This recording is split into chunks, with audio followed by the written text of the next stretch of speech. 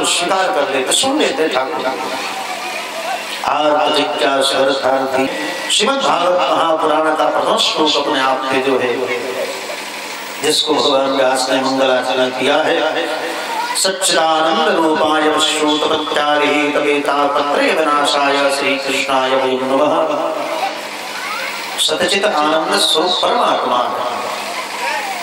सत्य का मतलब साक्षात भगवान। धर्म अनुसार सत्य समान, धर्म ही सत्य है, सत्य ही राम है, राम ही सत्य है। ये तो बात पता चलता पता आप सब जानते हैं।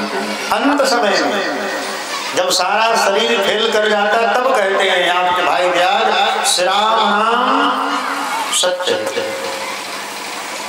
जब सारी अपने आप में फ्यूज हो जाती है, अंदर का सारा चिप समाप्त हो जाता है, तब अपने आप में हम राम कहते हैं, श्री राम नाम सत्य है। और वही सारे भाई बहन मिल के कहते हैं राम नाम सत्य है, यही सब ताकत है। जब आंखों से दिखाई नहीं देगा, कानों से सुनाई नहीं देगा, हाथ स्थूल पड़ जाएगा, सब ऐसे अपने आप में स्थूल पड़ जाएगा, तब कहते राम नाम सत्य है। इसलिए प्रथम श्लोक में प्रथम अपने आप में वंदना सत्य की भगवान की है। सत्य ही भगवान है, धर्म है साक्षात राम भगवान धर्म। इसलिए सत्य यानी धर्म अनुसार सत्य समाना, धर्म ही सत्य है, सत्य ही अपने आप में धर्म, धर्म मार्ग है राम है, तो राम ही सत्य है। संसार में जो भी दिख रहा है सब सत्य है, और सारे संसार को अपने आप में भगवान ने बनाया है, ये नहीं कि हमारा आपने बना दिया है। ओरिजिनल में देखा जाए हमारा आपके साथ भगवान कब नहीं है, हर समय है। 24 घंटे आपके साथ भगवान है कि नहीं बता? भगवान हम सबके साथ 24 घंटे हैं। हृदय में ठाकुर जी नाभि से 10 अंगुल 8-10 अंगुल ऊपर भगवान विराजमान। और सुख में भगवान ने कहा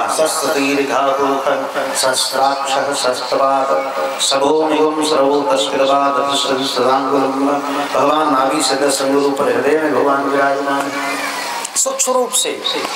अग्नि के रूप में भगवान हमारे विराजमान है, जो हमारा आपके अंदर अग्नि है, जठराग्नि, जो आपके भोजन को अपने आप में पचाती है, वो अग्नि जठराग्नि उसी रूप से भगवान विराजमान है। तो जब तक भगवान विराजमान है तभी तक हमारा बोल रहे चल रहे सुन शब्द।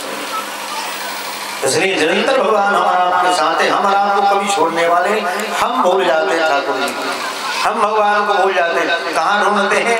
मंदिरों में ढूंढते हैं ठाकुर जी। कहाँ ढूंढते हैं? प्रयाग में चले जाएंगे, हरिद्वार, काशी है। अरे भैया अपने हृदय में भगवान बैठे हैं, बस आप ध्यान तो करो भगवान का। ठाकुर जी आपके हृदय निरंतर विराजमान, आपके हृदय में भगवान विराजमान। बस आपने सोचा कथा सुनी है तो तुरंत सत्य ही, देर नहीं लगा, तुरंत अपने आप में भगवान हमारे हृदय में जाकर के विराजमान हो जाते हैं। तो सत्य का मतलब जिसका कभी विनाश नहीं होता, वो सत्य स्वरूप परमात्मा है। हमारा जो भी दृष्टि लेकर सबका विनाश होगा, कन्फर्म है। आज नहीं तो कल धरती आकाश से सब चले जाएंगे। आप कहोगे आकाश भी चला जाएगा? कहाँ? सारी व्यवस्थाएं चली जाएंगी, कुछ भी बचने वाला नहीं। जो भी दृष्टि से दिखाई दे रहा सब चला जाएगा। हम आप के घर द्वार जगह जमीन सब चले जाएंगे, कुछ भी बचने वाला नहीं। बचेगा कौन? ज्योति स्वरूप राम कत रहे, जिन्हें सृष्टि उपाई, कहत मलोक साधु को सर्वसत्ता को कारण दिखाई। इस धरती पर कुछ भी बचने वाला नहीं, परमात्मा ही बचेंगे। और कोई तपस्वी महात्मा बच जाएंगे और सब चले जाएंगे, कुछ भी बचने वाला नहीं, सबको जाना होगा। इसलिए निरंतर भगवान हमारा आपके अंदर है। कब? जब हम नहीं थे तब से भगवान हमारा आपके साथ। जब मैया के घर में हमारा विराजमान रहते हैं, माँ के घर में, तृतीय स्कंद में भगवान कपिलोपाख्यान में कपिल जी महाराज ने समझाया, पंचरात्रेण बलबला। प्रथम दिन हमारा घोल के रूप में रहते, 5 दिन में बलबला होता है, 10 दिन में अपने आप में बेर के समान कठोर हो जाते हैं। माँ से तो सिरोदाभ्याम, 1 महीने में सिर बनता है गर्भ के अंदर। अब बताओ तुम्हारे गर्भ के अंदर इतनी सुंदर संरचना कौन करता है? कभी सोचा? किसने आंख बना दिया उस बच्चे के अंदर? किसने नाक बना दिया, कान बना दिया, मुंह बना दिया, होठ बना दिया? सब कुछ बना लिया, कौन बनाने वाला है? उसी का नाम परमात्मा है, जो गर्भ के अंदर बच्चे की सृजन कर रहा है। सोचो, वहां तो कोई अपने आप पे वो आर्टिस्ट है नहीं भाई कि जो अंदर अपने आप में मुंह नाक हाथ मुंह सब बनाई दे, पैर हाथ बनाई दे। अंदर बनाने वाला वो है नारायण संरक्षण, जो मैया के गर्भ ही आपका सृजन कर देता है, ठीक है ना। और तब बाहर आने को प्रारंभ हम उसी परमात्मा को भूल जाते हैं। सोचो, जिसने हमें बनाया, जिसने इस ब्रह्मांड को बनाया, जिसने ऑक्सीजन को बनाया, जिसने सूर्य को बनाया, जिसने चंद्रमा को बनाया, जिसने पृथ्वी को बनाया, जिसने हमें आपको पीने के लिए जल दिया है, पानी दिया है, उसी परमात्मा को भूल। अरे दुनिया की बात छोड़ो, नमक, ये नमक भी तो उसी ने बनाया, किसी साइंटिस्ट ने थोड़ी बनाया, उसे भी हमारा भूल जाते। बताओ, इसलिए सूरदास जी महाराज कहते हैं, मौसम कौन कुटिल खल कामी, जो तन दियो ताहि बिसरायो, मौसम नमक हराम। हे नाथ, आपने नमक बनाया, आपका ही नमक खाते हैं और आपका गुणगान नहीं करते, इसलिए हमारा नमक हरामी है प्रभु। जो आपको भूल जाते हो नमक हरामी। इसलिए कम से कम साल भर में 7 दिन हम आ रहे हैं, तो 7 दिन तो आकर के प्रेम से आप सब कथा सुने, 7 दिन तो आकर के आनंद ले रहे हैं उत्सव का, महोत्सव का। नहीं तो फिर अवसर कहाँ मिलने वाला है भाई? हमारा आपका शरीर कोई ठीक है, कब चला जाए, बाद में पश्चाताप करते रह जाओ। ऐसे ही हम 3 साल अधिक जी रहे, हमें तो 2020 में ही मरना था, अब तो 3 साल अधिक जी रहे, कब ठाकुर जी उठा लेंगे। लेकिन संकल्प था, जब तक राम मंदिर बनेगा नहीं तब तक हम धरती से जाएंगे नहीं। और जनवरी में राम मंदिर बनने वाला है। अब 2022 यानी 2024 में 22 जनवरी को राम जी का जब प्रतिष्ठा हो जाए, इसके बाद भले हम चले जाए तो बात अलग है। लेकिन इसलिए शरीर मिला है, इसलिए भले ही अपने आप पे बनाने वाला कोई है, लेकिन तपस्या किसकी है? महापुरुष। यहाँ के तप के बल से अपने आप में सारी व्यवस्था चल रही है। नहीं तो ये बात आज नहीं, 2009 में जब हमारी पहली बार कथा करेल क्षेत्र में गुड़ौर गांव है, वहाँ हनुमान जी के मंदिर में के बगल में हमारी कथा हुई थी। तो गुड़ौर में हमने 2009 में हनुमान जी के मंदिर के बगल में बैठे थे, तो चर्चा हो रही थी कि राम मंदिर का निर्माण कब प्रारंभ होगा। हमने कहा था कि 2020 में राम मंदिर का निर्माण प्रारंभ होगा, ठीक ना। और सही में कोरोना आया और 2020 में अपने आप की शिलान्यास हो गया, राम मंदिर बनना प्रारंभ हो गया। और आज वही अपने आप में हमारा आपका संकल्प पूर्ण होने जा रहा है।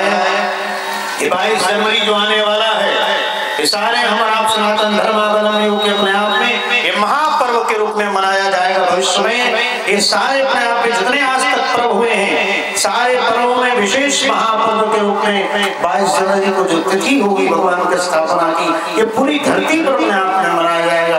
ऐसा महोत्सव मनाया जाए हमारा, जो कि सारा विश्व अपने आप में देखा देगी। जैसे 1 जनवरी को अपने आप में नया साल मनाते हैं, सारा ब्रह्मांड अपने आप इसको मनाना प्रारंभ करे। क्यों?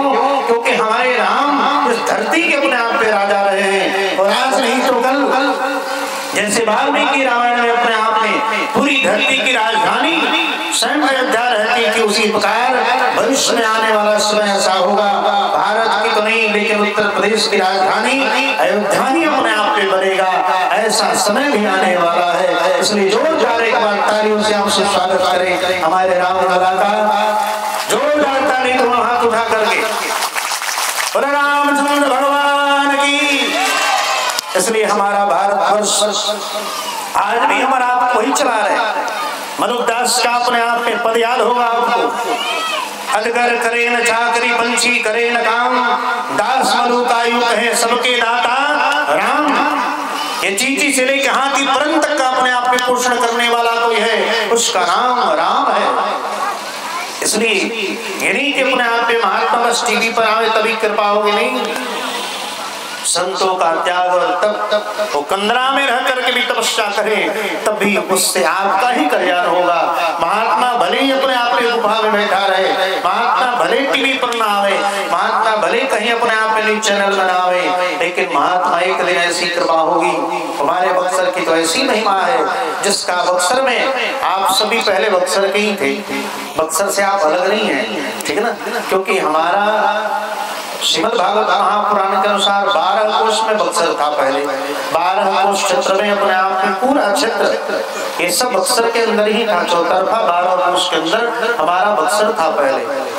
ये गंगा जो आज गंगा वहां है ना, ये गंगा वहां नहीं थी।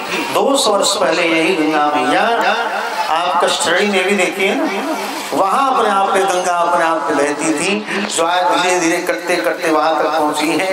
ये सारा क्षेत्र अपने आप में गंगा का ही क्षेत्र है, ये सब बक्सर का अपने आप में क्षेत्र है। इसलिए हमारे बक्सर का ऐसा प्रभाव है कि बक्सर के महापुरुष कभी टीवी पे आवे या ना आवे, लेकिन एक दिन पूरा बक्सर के महापुरुषों को ये पूरा विश्व जानेगा। जैसे त्रिदंडी स्वामी जी महाराज, मामा जी महाराज कभी टीवी पर आए क्या? नहीं, लेकिन आज पूरा विश्व धरती जानता है कि हाँ ऐसे ऐसे महापुरुष उत्पन्न हुए।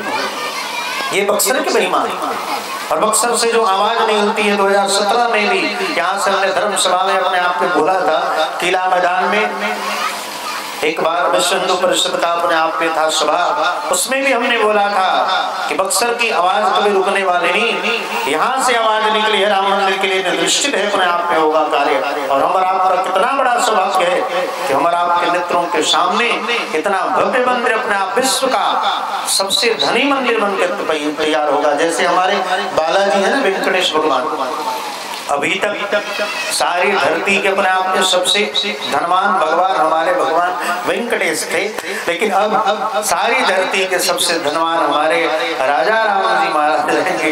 बोलो राजा रामचंद्र भगवान की। देखना पूरे विश्व में अपने आप पे ताल्लुका मच जाए। इसलिए आप सब भी घर घर में अपने आप पे महोत्सव मनाएं। 22 तारीख को खूब आप सब दिवाली मनाओ, महोत्सव में खूब पटाखे छोड़ें और घर घर में खूब पकवान बनावें, क्योंकि राम आ रहे हैं हमारा आपकी। इसलिए भैया आप सब सनातन धर्मावलंबियों से निवेदन है, और धरती पर जो भी है मनुष्यों को छोड़ करके सब सनातन धर्मावलंबी, वो भी जन्म से तो हिंदू ही हैं, बाद में भले मुसलमान बनाया जाता है, जन्म से तो सब हिंदू ही हैं, लेकिन तब भी उनका भी आदर सम्मान है, क्योंकि इसी धरती पर खान जैसे भक्त हुए, इसी धरती पर रहीम जैसे भगत हुए। इसलिए हमारा सनातन धर्म तो सनातन जन्म कालों से आ रहा है और अंत कालों तक चलता रहेगा।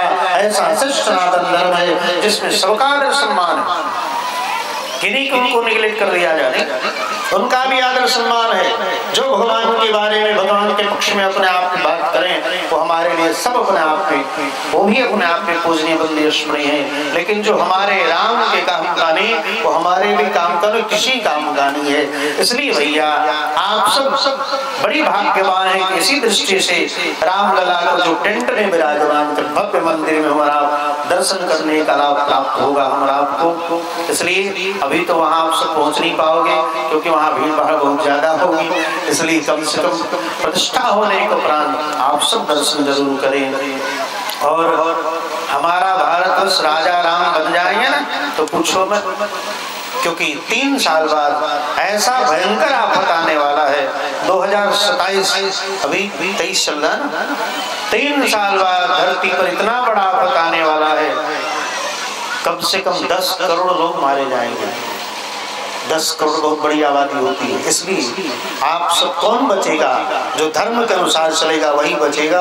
अरे हम तो जानते हैं कि हम कब चले जाए कोई ठीक नहीं, इसलिए हम पहले ही भविष्यवाणी कर दे रहे हैं। इसलिए धर्म करो, आप सब धर्म करोगे तभी धरती पर रहोगे, नहीं तो अपने आप पे जाना पड़ेगा।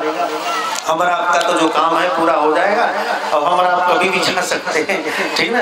लेकिन आप सब धर्म का परित्याग अपने आप में मत करना, धर्म के साथ चलते रहना, तभी जाकर के आप सब अनंत कालों तक रहोगे। नहीं तो आदि धरती की आबादी 2027-28 आते आते धरती की आधी आबादी समाप्त होने वाली है।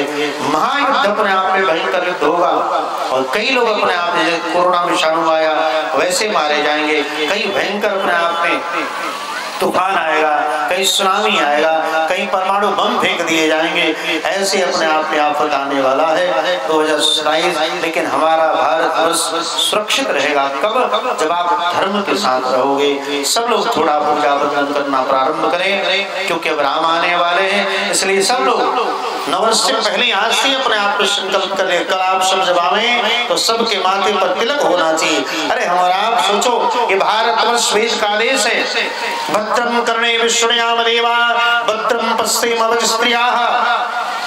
इसी धरती पर लोग भद्र दिखते थे, कोई अभद्र नहीं दिखता था, ठीक ना। इसलिए अपने आप में कम से कम सबके माथे पर तिलक होना चाहिए। ये नहीं कि हमारे जैसा ही तिलक लगाओ, नहीं, लेकिन कोई भी तिलक होना चाहिए। इसलिए कल से आप सब सारे भगवान ग्रामवासी या फिर जो भी हमारी वाणी सुन रहे लाइव माध्यम से या फिर यूट्यूब के माध्यम से जो सुनेंगे, आप सबसे भी निवेदन है, सब सनातन धर्मावलंबी अपने आप में जो भी हैं, हिंदू कहलाने वाले, सबके माथे पर तिलक हो, सबके ऊपर अपने आप में शिखा शुद्ध हो, ठीक ना। इसलिए कम से कम तिलक जरूर है आप सबके मस्तक के ऊपर। सब लोग कुछ नहीं तो ऐसे लाल टीका, पीला टीका, कुछ भी टीका जरूर लगा के आवे आप सब, क्योंकि स्कंद पुराण में भगवान व्यास कहते हैं जिसके मस्तक पे तिलक नहीं है उसका मस्तक मरघट के समान बताया गया है, शमशान सदृश मुख, ठीक ना।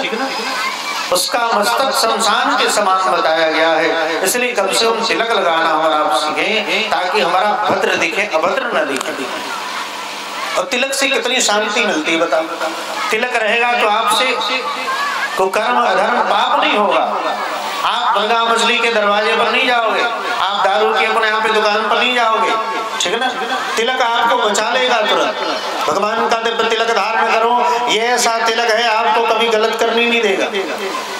जो ही जाओगे ना तब तक दूसरे ही लोग कहेंगे देखा ऐसे 111 नंबर के प्लेट लगा के बगलुआ भक्ति करत हुआ है, तिलक लगा के आया है खैनी खाने के लिए, दारू पीने के लिए, है तो तुरंत वो लोग आपको बोलेंगे और आप वहीं बच के आ जाओगे कि नहीं ना खाए के चाहिए, इतना सुंदर तिलक बात है। इसलिए तिलक का इतना बड़ा महत्व है, तिलक मात्र से भगवान आपको बचा लेंगे, आप अधर्म पाप पर नहीं बढ़ सकते।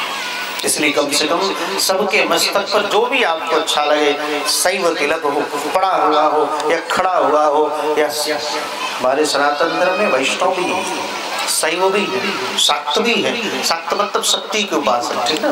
तो लाल लाल टीका ऐसे गोल करते हैं, वैष्णव जन ऐसे ऊपर की तरफ, ठीक ना। शैव अपने आप ऐसे करते हैं। तो इस प्रकार जो भी आपको अच्छा लगे उसी प्रकार का आप तिलक, लेकिन तिलक जरूर करें। शर्म आती हो, ऐसे शर्माने की क्या बात है बताओ। अपन माई बाबू के गाली देने में शर्म ना है, तिलक लगाने में शर्म आ रही है, सास ससुर को बेलना चलाने में, लोटा चलाने में शर्म ना है, और तिलक लगावे में शर्म आवे नहीं। माताएं भी अपने आप पे खूब सुंदर वैष्णव तिलक के पतला सा श्री बीच में जरूर लगावे, पुरुष भी अपने आप पे लगावे ताकि भूमिका पहले से तैयार हो, ठीक है। राम के आने की भूमिका पहले से तैयार हो। भगवान भी आएंगे तो कहेंगे हाँ भैया हमारी धरती पर लोग सब लोग भद्र दिख रहे हैं, राम राज्य सही में अपने आप पे आने वाला है, इसलिए भद्र लोग दिख रहे। और विदेशों की हालत खराब होने वाली है, यहाँ तो राम आने वाले हैं और विदेशों में हालत खराब होने वाली, देखना लाखों करोड़ों लोग ऐसे ही लड़कट के अपने आप पे मर जाएंगे, ठीक है। लेकिन हमारा भारत तो सुरक्षित रहेगा क्योंकि यहाँ बड़े बड़े तपस्वी अपने आप पे आज भी विराजमान है। कोई बड़े बड़े परमाणु इस भारत का और वही बक्सर यहाँ बिहार आते आते तो सब पहले समाप्त हो जाए, क्योंकि यहाँ आज भी बगल में ही आपका बक्सर है, इसलिए यहाँ आज भी अनेक महापुरुषों का अणु परमाणु वातावरण में घूम रहे हैं सब। यहाँ 88,000 शौनकादियों ने भी तप किया।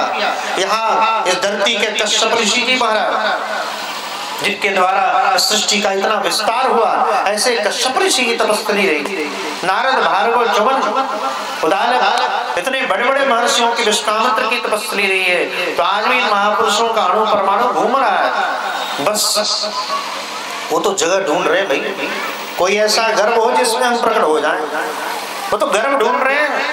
आज हमारा गर्भ को भी खराब कर दिया, जो ही मन आवे सो ही खा ले, पिज्जा खाई ले, बर्गर खाई ले, मुर्गी खाई ले, अंडा खाई ले, कुछ भी खाई ले। उस घर में भगवान भक्त कहाँ से आए बताओ।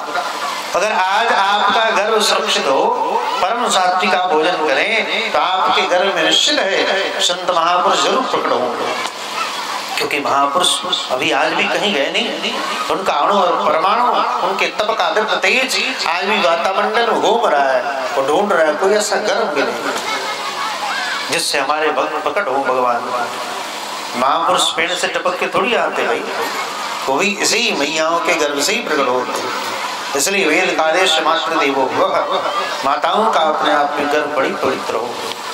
परम सात्विक हो, कोई कलह करने वाली माँ न हो, है कलह भी करे तो जाकर के सुलझा देती, ऐसी सुलझी हुई माँ हो। तब जाकर उस मैया के घर में भगवान और भगवान के भगत प्रकट होते, कोई अमृत महापुरुष प्रकट होगा।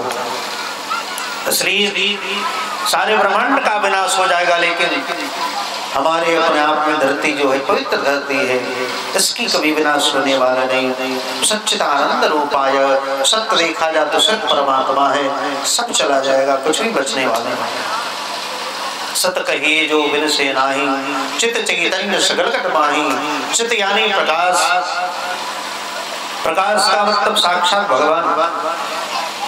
प्रकाश का मतलब क्या है? परमात्मा। कोई भी प्रकाश, ट्यूबलाइट का प्रकाश, दिया का प्रकाश, डिग्री का प्रकाश, कोई भी प्रकाश, प्रकाश का मतलब ही भगवान है। जहां भी अंधेरा हो, एक माचिस की तिल्ली आपने मारा, तुरंत प्रकाश फैल गया, दिखाई देने लगता है। भगवान हमारा के अंदर कहाँ प्रकाश रूप में ही विराजमान, तेज के रूप में भगवान विराजमान, प्रकाश के रूप में। दृष्टि वही है, आंख वही है, नाक वही है, मुंह वही, सब कुछ वही। अंधेरा हो जाए तो कुछ दिखेगा क्या? नहीं दिखेगा। आप सामने हो, हम यहाँ हैं, तो लाइट चली जाए तो कुछ नहीं दिखेगा। इसलिए प्रकाश के रूप में परमात्मा, प्रकाश जब रहेगा तो आप स्वयं दिख जाओगे। इसलिए भगवान अपने आप में प्रकाश स्वरूप है, प्रत्यक्ष साक्षात सूर्य नारायण है। क्या भगवान के नेत्र हैं साक्षात, ठाकुर जी के नेत्र हैं सूर्य, मन से चंद्रमा प्रकट होते। इसलिए सत्य अपने आप में कोई दूसरा नहीं, परमात्मा ही सत्य है। चित यानी प्रकाश, प्रकाश स्वरूप भगवान का अपने आप पे ध्यान करो। सच्चिदानंद रूपाय, आनंद भी कोई दूसरा नहीं। आनंद कहाँ मिलेगा? हमारा आप सोचते कि पत्नी से आनंद मिलेगा, नहीं, बच्चों से आनंद मिलेगा, नहीं, कहीं भी आनंद मिलने वाला नहीं, क्यों? आनंद रूप भगवान है साक्षात। दूसरी जगह कहीं भी सोचो कि इससे बड़ी आनंद मिलेगा, सुख मिलेगा, नहीं। पुत्र से, पत्नी से, भोजन से नहीं। कितना खाओगे बताओ? अगर आपको रबड़ी प्रिय है, रबड़ी अगर आपको 5 किलो दे दिया जाए, क्या आपको रबड़ी खा लेना है? मान लो अगर कोई आप बड़ी पराक्रमी हो तो हो सकता है 5 किलो आप रबड़ी खा जाए, लेकिन 5 किलो के उपरांत फिर कहा जाए कि आप और 5 किलो रबड़ी खा लो, खाओगे क्या? नहीं, वोमिटिंग हो जाएगी, उल्टी हो जाएगी, ठीक ना? इसलिए 5 किलो के बाद आप नहीं खा सकते। आप जानते कि नहीं, रबड़ी मिल गया तो बड़ी आनंद आ गया। अरे भैया, आनंद कहीं नहीं, भोगों में आनंद है ही नहीं। भोग की एक सीमा है, वहां तक जाने के उपरांत आपकी भोग से निवृत्ति हो जाएगी, भोग में मन नहीं रह जाएगा। कितना भोग हो गया आप बताओ? खाना पीना, सोना, नहाना, बच्चा पैदा करना, कितने भोग हो गया? ये तो 84 लाख क्यों से भोगते आ रहे हैं हमारा। क्या उन भोगों में मन रह जाता है क्या? नहीं, मन वही लगेगा, कहाँ? परमात्मा। लगना उसी को कहा गया जहाँ लगने के उपरांत मन हटता ना हो। संसार में मन लगे तो वहां से हटना पड़ेगा, ठीक ना? संसार कहीं मन लगे तो मन को आज नहीं तो कल हटना पड़ेगा। लेकिन भगवान में मन लग जावे तो वहां से हटता नहीं मन, और बढ़ता जाएगा, और बढ़ता जाएगा। सोचो कि नहीं, और भजन करे, और भजन करे। जितना ही भजन करते जाओगे, मूल चीज भजन ही है। कथा तो ठीक है, भगवान हृदय रूप में जाके विराजमान होंगे, लेकिन मूल चीज है क्या? अंत में निकला यह परिणाम, राम से बड़ा राम का नाम। अंतिम निचोड़ यही है, नाम में प्रेम हो जाए। वो भी कैसा नाम? गुरुमुखी नाम। नाम भी जपना है तो आचार्यों से लेकर, अपने गुरुजन आचार्यों से नाम लेकर के, यानी दीक्षा लेकर के, शंख चक्र आपने ले लिया, या जिस गुरु में श्रद्धा उससे मंत्र लेकर के आप जप करो। लोग कहते स्वामी जी ध्यान नहीं आता, क्या करें? अरे भैया, ध्यान नहीं आता तो जो भगवान आपको प्रिय है, ठीक ना? आपको जो ठाकुर जी प्रिय हैं, राम प्रिय तो उनका विग्रह सामने रखो, कृष्ण प्रिय है, माखन चोर प्रिय तो उनका सामने रख, नारायण प्रिय है तो उनका सामने रख, ठीक ना। और चरणारविंद से लेकर के शिव का ध्यान करें, आंखें खोल करके, आंख बंद सब नहीं कर सकते, सामर्थ्यवान की बात अलग है, ठीक ना। हम और आप क्या करते हैं, मंदिरों में जाने को आंख बंद कर लेते हैं, त्वमेव माता च पिता त्वमेव, त्वमेव बंधु च सखा त्वमेव, आंख बंद करके, खोल के नहीं, वहां जाकर के आंख बंद करके त्वमेव माता च पिता त्वमेव सब कुछ बोलेंगे, हमारा प्रार्थना करेंगे ठाकुर जी से या देवी मैया से, जिससे भी हो। और घर में आप आवे और पूछा जाए ये बताओ भगवान कैसा वस्त्र पहने, तो ओहो हम तो देखबे ना कहीं, ले अपना के दिखावे भी रहे हैं, तो दर्शन मेरा भगवान जुराई रहन का हो। अरे भैया आप जब देखो, सामर्थ्यवान की बात अलग है, संतों की बात अलग है। संत ध्यान करें, आंख बंद कर लिए, उनकी दृष्टि में सारे लोग अपने आप पे बैठे हैं, उनकी दृष्टि में मुक्तिनाथ भी विराजमान है, ठीक ना, वेंकटेश भी विराजमान है, सरंगनाथ विराजमान है, उनकी दृष्टि में सब बैठे हैं। आपकी दृष्टि में सब बैठे नहीं, संसार बैठा है, ठीक ना। इसलिए अपने आप आंख खोल करके भगवान का दर्शन करें, शरण से लेकर कश्यप का दर्शन करें। कितना सुंदर मयूर पंख है ठाकुर जी का, कितनी सुंदर मोतियों की माला है सरकार की, कितनी सुंदर अलकावली केस है ठाकुर जी की, कितनी सुंदर नकबुल्ली है ठाकुर जी महाराज की, है कितने सुंदर कानों में कुंडल विराजमान है, कितनी सुंदर भगवान की कृपा है, कितनी सुंदर भगवान के कंठ है, कितने सुंदर भगवान ने अपने आप में गले में कंठमाला धारण की है।